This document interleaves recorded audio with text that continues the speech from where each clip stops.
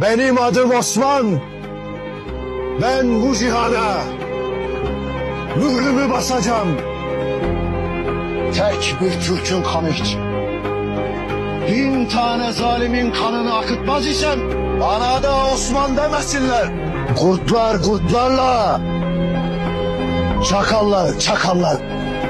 Çakalların hükmü kurtlar ayağa kalkana kadar.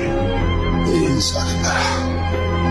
Osman Bey'in onlar için geldiğini, karargah da benim, hüküm de benim. Kimin kellesinin düşeceğine gayrı ben karar ver. İki cihan bir araya gelse sana asla biat etmem. Duracağım devletin karşısında hiç kimse duramayacak. Ey gidi Bursa, ya sen ya da ben. Biz var isek İslam davası ayaktadır. Biz var isek mazlumlar için umut vardır diyenlerin devleti.